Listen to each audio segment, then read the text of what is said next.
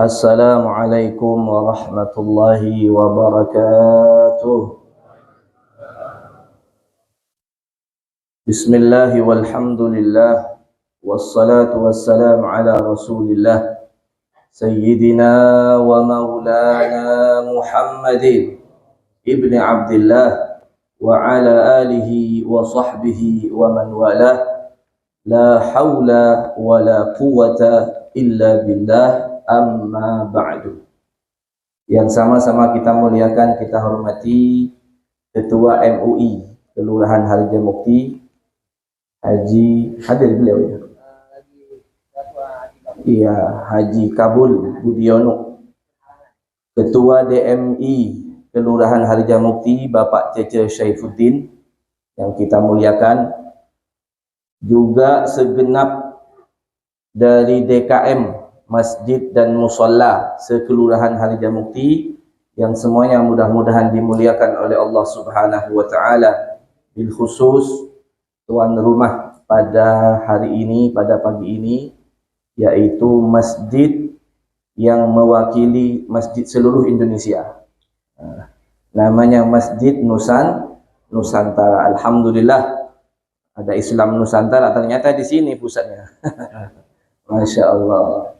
Mudah-mudahan kita semua diberikan panjang umur oleh Allah Subhanahu wa taala, diberkahi oleh Allah Subhanahu wa taala, diberikan istiqamah senantiasa dalam ketaatan kepadanya. Amin ya rabbal alamin. Alhamdulillah, pagi ini di hari yang mulia, di waktu yang mulia, Allah Subhanahu wa taala kumpulkan kita dalam rangka silaturrahim antar masjid dan musalla sekelurahan.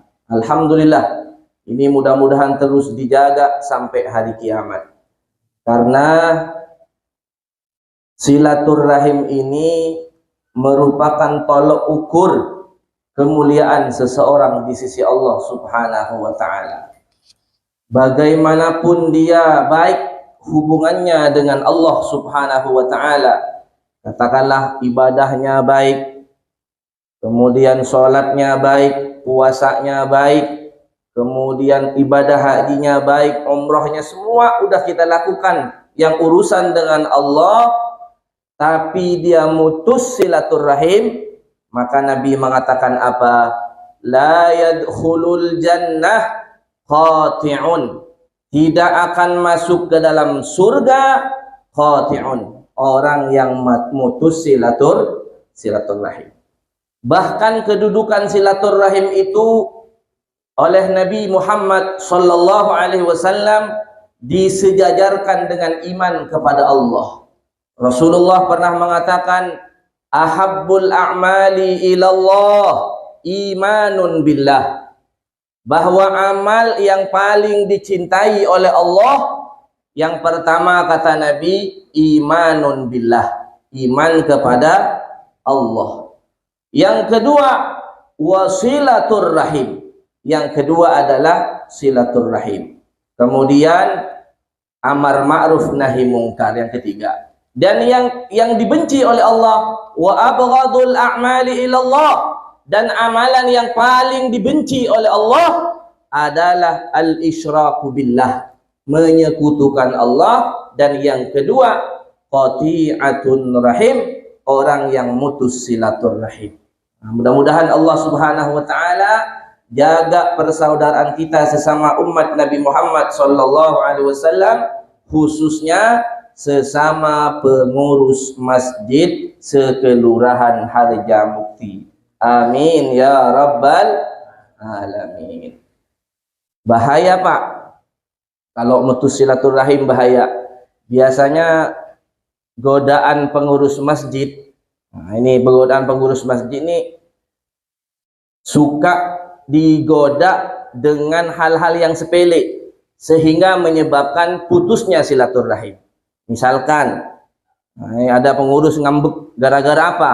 Gara-gara DKM-nya nggak jujur, misalkan nggak amanah, atau DKM-nya pilih kasih, atau bagian seksi dakwahnya pilih kasih dalam menentukan khotib atau penceramah, yang ini dicoret ini enggak. ini bisa mutus silaturahim nggak? Ada nggak di hari Jamukti? Nggak ada, adanya di sana, di jauh, di ujung. Nah, ini bahaya nih. Jangan pengurus gara-gara itu. Banyak tuh. Saya sering mendengar kalau dia masih jadi imam, kalau saya masih jadi dekan, saya nggak mau ke masjid. Ada nggak? Ada tuh di beberapa tempat ada. Jadi saking keselnya, padahal rumahnya depan masjid, berdampingan dengan masjid, karena kesel dengan DKM-nya, kesel dengan imamnya dan seterusnya, dia nggak mau silaturahim, nggak mau ke masjid. Na'udzubillah min dzalik. Maka orang tersebut menganggap dirinya mulia, padahal dia hina di hadapan Allah Subhanahu wa taala. Mau sebagus apapun sholatnya, kalau dia mutus silaturahim, hanya urusan nggak penting. Urusan apa saja nggak boleh kita mutus silaturahim, nggak boleh. Bahkan oleh Nabi Muhammad sallallahu alaihi wasallam, di antara bentuk silaturahim adalah nahwas salam, menyebarkan salam. Bahkan Nabi pernah mengatakan, awala adullukum, maukah aku tunjukkan kepada kalian, idza fa'altumuhu, apabila kalian lakukan hal ini, tahabbtum, maka kalian akan saling mencintai, kata Nabi. Apa kata Nabi? Afshus salam bainakum, tebarkan salam di antara kalian, kata Nabi. Misalkan nih, ada dua orang yang saling bermusuhan, maka yang paling baik, kata Nabi, yang baik di antara keduanya, yang pertama memulai salam. Ada orang bermusuhan berdua, antara pengurus masjid dengan pengurus masjid, atau pengurus masjid dengan ketua DMI-nya misalkan. Maka untuk menentukan siapa yang terbaik di antara keduanya, yang pertama memulai dengan salam.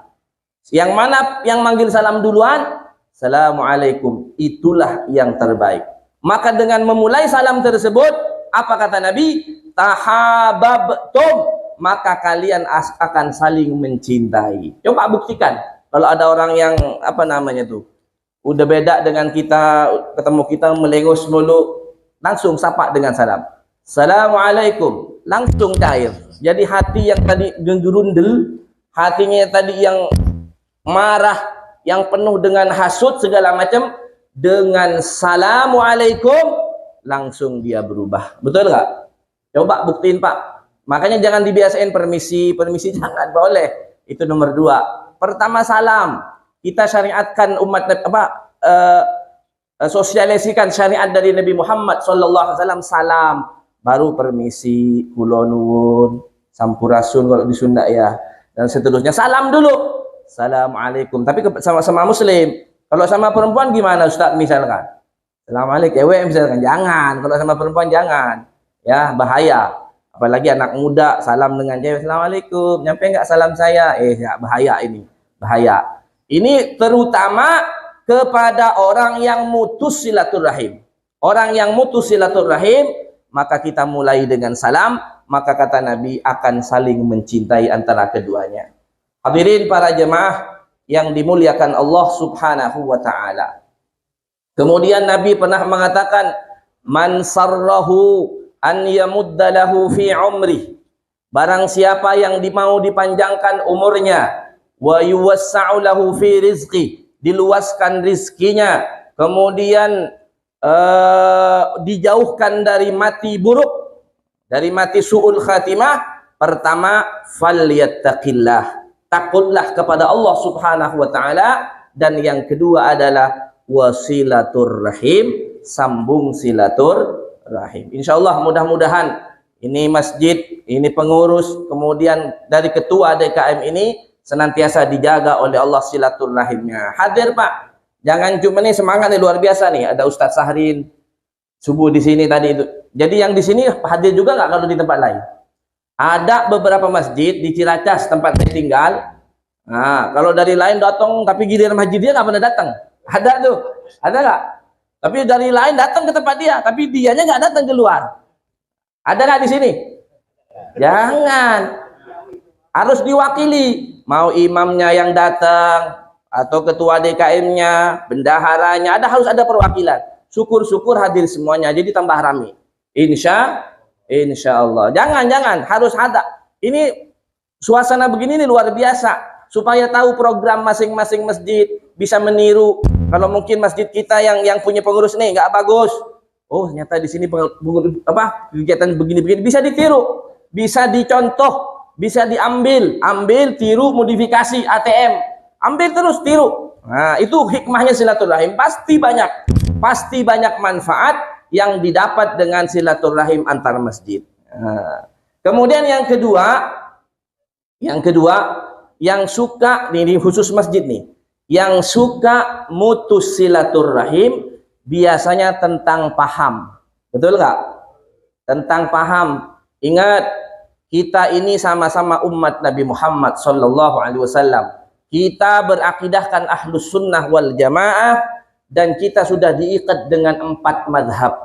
Jadi nggak keluar dari 4 madhab. Seperti tadi nih, mohon maaf nih Pak Imam, Ustadz Imam ya. Nah, tadi di sini menerapkan Fatihahnya nggak pakai basmalah tadi di rakaat kedua. Yang rakaat pertama pakai basmalah sir. Apakah ada dalilnya? Ada dalilnya. Nah, kalau dalam madhab Imam Syafi'i membaca basmalah dengan jahar dan itu rukun bagian dari Fatihah. Ada madhab lain seperti madhab Malik nggak baca basmalah sama sekali. Jadi jangan kaget Pak. Sini masjidnya Wahabi katanya. Kan suka begitu gitu nggak? Betul? Halo, betul nggak? Wah, ini nggak baca bismillah Wahabi loh, nggak sah sholat saya. Enggak. Dalam madhab Malik langsung Allahu Akbar, Alhamdulillahi Rabbil Alamin. Kan hilang bismillahnya. Kalau mati bismillah, bukan mesti baca. Ini enggak, Alhamdulillahi Rabbil Alamin, Ar-Rahmanir Rahim. Sudah langsung tuh. Oh berarti kalau yang paham, oh berarti imam ini menerapkan madhab Imam Malik. Ada lagi yang sir. Bismillahirrahmanirrahim. Alhamdulillah, masih baca kan? Dia menganggap basmalah bukan bagian dari Fatihah, sehingga hukumnya sunnah. Tapi dalam madhab kita Imam Asy-Syafi'i, basmalah bagian dari Al-Fatihah, maka dibacanya jahar, dikerasin. Bismillahirrahmanirrahim. Oh, dalam madhab kita. Jadi nanti kalau di luar, kecuali begini Pak, Allahu Akbar, Ar-Rahmanir-Rahim. Wah hilang kan? Hilang satu. Hilang ayatnya. Nah, ini aliran sesat ini. Nggak ada alhamdulillahnya, baru. Tapi kalau Alhamdulillahi Rabbil Alamin, itu masih bagian dari saudara kita. Madhabnya ada. Madhabnya ada. Alhamdulillah. Ini ada adik-adik di para penghafal Quran nih. Gara-gara mereka semua nih adik-adik semua, keluarganya yang dijamin masuk neraka oleh Allah Subhanahu wa taala bisa dapat syafaat dari beliau-beliau semua nih. Amin ya rabbal alamin. Makanya di keluarga kita Pak, harus ada satu dari keluarga kita yang hafal Quran. Saya sampaikan dalil dari Nabi Muhammad Sallallahu Alaihi Wasallam. Apa kata Nabi? Nabi mengatakan, Man qara'al Qur'ana fastadhharahu wa halla halalahu wa harra haramahu wa harrama haramahu. Barang siapa yang membaca Al-Quran, fastadhharahu, kemudian dia tampakkan Al-Quran dengan dihafal, dibaca, dihafal, diamalkan, kemudian wa ahalla halalahu, dia halalkan apa yang dihalalkan oleh Al-Quran, wa harrama haramahu, dia haramkan apa yang diharamkan oleh Al-Quran. Nah, karena sekarang banyak tuh ada penghafal Quran malah nggak ikut Quran, betul nggak? Ulama nyebutnya ulama hafal Quran, tapi dengan Quran nggak mau. Kata Quran halal, dia bilang haram. Kata Quran haram, dia bilang halal. Kata Quran hak, dia bilang batil. Kata Quran batil, dia bilang aku bolak-balik. Ada penghafal Quran yang tidak dapat hidayah dari Allah Subhanahu wa taala, ini nggak masuk. Tapi yang disebutkan oleh Nabi adalah hafal Quran, baca Quran, paham, kemudian dia ngikut kepada Al-Quran, menjadi imaman. Waj'alhu lana imaman. Dijadikan Al-Quran sebagai imam, sebagai panutan dalam hidup dia. Apa kata Nabi? Wa ahalla halalahu wa harrama haramahu. Maka Nabi mengatakan adkhalahullahul jannah, maka Allah pasti memasukkan orang tersebut ke dalam surga. Ini yang pertama, dianya yang masuk ke dalam surga. Tidak sampai di situ, Nabi mengatakan apa? Wa syafa'ahu, dan orang tersebut penghafal Quran wajib berhak memberikan syafaat kepada min asyarati ahli baitihi, dari 10 keluarganya, ahli baitnya. Bisa kalau diutus dari kakeknya, kakek nenek ke bawah, satu keturunan tuh ahli bait namanya tuh, satu keturunan ke bawah dari 10 ahli bait. Jadi banyak ini. Bukan cuma sedikit, 10 ahli baitnya yang kata Nabi apa? Qad wajabat lahun nar, yang dijamin masuk neraka. Ahli bait tersebut dari 10 tadi ada yang dijamin masuk neraka. Gara-gara punya anak satu penghafal Quran, dia mengamalkan Al-Quran, maka yang dijamin masuk neraka tadi diangkat oleh Allah, dapat syafaat dari ahlul Quran. Alhamdulillah. Allahumma ja'alna min ahlil Quran. Mudah-mudahan kita semua dan keluarga kita dijadikan oleh Allah Subhanahu wa ta'ala sebagai ahlul Quran, yang menghafal Al-Quran, memahami Al-Quran, dan juga yang terpenting adalah mengamalkan Al-Quran. Kalau tadi program ini apa? Al-Quran sholat infak. Oh, bukan silaturahim ya? Bisa dirubah silaturahim juga bisa. Kan bikin sendiri. Ya. Al-Quran. Nih Quran penting tuh baca. Al-Quran. Jangan sampai kita dalam sehari nggak baca Quran. Usahakan nih, taruh yang penting tadi tuh. Usahakan dalam keluarga kita ada yang hafal Quran. Jadi diwakafkan Pak satu Pak. Satu keluarga misalkan bapaknya udah ketelatnya udah tua, anaknya udah tua semua juga, udah pada nikah misalkan. Cucunya, cicitnya masih ada, harus ada satu. Kenapa tujuannya? Supaya nanti bisa nolong kita di akhirat. Kita kan nggak tahu. Emang ada jaminan kita nih jamaah masjid Seharja Mukti dijamin masuk surga? Ada nggak? Halo. Jadi mau kita rajin subuh begini jamin masuk surga nggak? Nggak jamin. Makanya didik, kemudian kita wakafkan satu anak yang hafal Al-Quran dengan harapan insya Allah mereka lah yang akan menolong kita nanti di yaumil qiyamah, ketika hisab Allah menentukan kita berhak masuk neraka, maka kita akan ditolong oleh ahlul Quran. Amin ya rabbal alamin. Al-Quran sholat. Nah, ini sholat penting juga. Al-Quran sholat infak. Ada orang rajin sholat tapi pelit, ada nggak? Mana orangnya? Nah, kalau urusan infak nih berat. Makanya Pak gini, jadi amalan tuh jangan cuma ke Allah, gratis mulu. Sholat gratis, udah enak. Banyak orang tuh. Sholatnya rajin. Kemudian tadi tuh puasanya rajin segala macam. Tapi giliran diajak infak, kayak mau copot jantungnya. Betul nggak? Jantungnya kayak mau copot. Na'udzubillah min dzalik. Padahal kalau kita baca ayat Quran tuh, ketika Allah menyebutkan wa yuqimunas shalah wa mimma razaqnahum yunfiqun, itu digandeng terus tuh. Aqimus shalah wa atuz zakah, itu zakat juga bagian dari infak. Aqimus shalah wa atuz zakah, tentang sholat pasti ada infak. Artinya apa? Ciri-ciri orang yang beriman kepada Allah Subhanahu wa ta'ala bukan hanya sholatnya yang bagus, tapi juga infak. Makanya biasakan nih, kalau ke masjid, ya, kalau ke masjid jangan hanya bawa sejadah Pak. Bawa apa Pak? Bawa uang. Untuk masjid tadi dibiasakan, apalagi subuh. Nih waktu subuh nih didoakan malaikat. Apa kata Nabi? Jadi tiap hari itu di pintu rumah kita ada 2 malaikat yang mendoakan kita.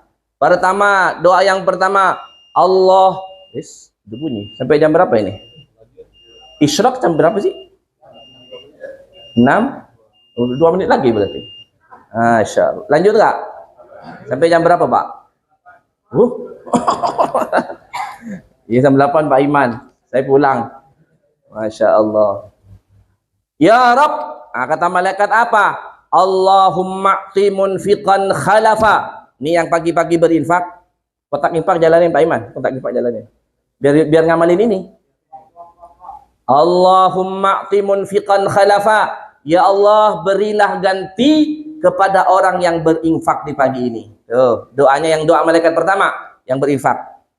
Kemudian yang kedua, Allahumma a'ti mumsikan talafa. Ya Allah, hancurkan hartanya orang yang nggak berinfak di pagi hari ini. Milih mana Pak? Yang pertama atau kedua Pak? Pertama. Ayo silakan infaknya jalanin. Kalau nggak bawa duit pura-pura aja masuk begini nggak? Tutup begini kan? Kan orang kalau masukin kotak amal kan ditutup mukanya tuh. Nggak tahu ada apa nggak dia. Apa karena kekecilan ditutup? Kalau kegedean, makanya kalau bisa kotak amal jangan yang ditutup Pak. Pakai yang kaca ketahuan nanti semua tuh. Sedih. 100 itu. Pakai kaca Pak, yang bening kaca tuh. Ketahuan baru malu kita tuh nanti itu. Biar ketahuan mana yang rajin infak, mana yang enggak. Kalau tujuannya supaya ditiru nggak apa-apa Pak. Jangan bilang riya dulu, ikhlas mulu. Kalau giliran ikhlas sedikit mulu tuh. Ikhlas banyak Pak kalau ikhlas gitu. 10 juta yang penting ikhlas gitu. Jangan 1000 yang penting ikhlas, bukan begitu Pak. 10 juta yang penting ikhlas, jangan 1000 yang penting ikhlas, bukan ya. Kapan selesainya pembangunan masjid kalau begitu? Masya Allah. Semoga dijaga oleh Allah Subhanahu Wa Taala, istiqamah, panjang umur, dan senantiasa dijaga silaturahim kita di antara pengurus masjid, di antara saudara-saudara kita seharja mukti khususnya. Amin ya rabbal alamin. Itu saja yang bisa Al-Fakir sampaikan, karena memang saya dipesan dari awal dari pengurus tuh. Siapa? Irawan ya? Kalau kasih mana Irawan? Tadi Irawan mana? Lagi nggak hadir? 20 menit katanya. Jadi kalau melanggar kode etik saya takut juga nih nggak diundang lagi. Kalau mau ngundang baik ya, mudah-mudahan senantiasa diberkahi oleh Allah Subhanahu Wa Taala. Amin ya rabbal alamin. Itu saja yang bisa Al-Fakir sampaikan, kurang lebihnya Al-Fakir mohon maaf. Hadanallahu wa iyyakum ajma'in. Assalamualaikum warahmatullahi wabarakatuh. Bismillahirrahmanirrahim. Assalamualaikum warahmatullahi wabarakatuh. Waalaikumsalam warahmatullahi wabarakatuh. Alhamdulillah kita sekarang berada di Masjid Nusantara. Masjid Nusantara Pak Ustadz Jen. Alhamdulillah bersama Ustadz Bakir Umi. Naik pesawat duduk di pinggir. Mau lihat ke bawah, wah jauh amat. Kita doakan semoga selalu sehat Pak Ustadz Bakir. Amin. Semoga senantiasa dapat berdakwah untuk pencerahan umat. Amin. Ya, terima kasih. Assalamualaikum warahmatullahi wabarakatuh. Waalaikumsalam.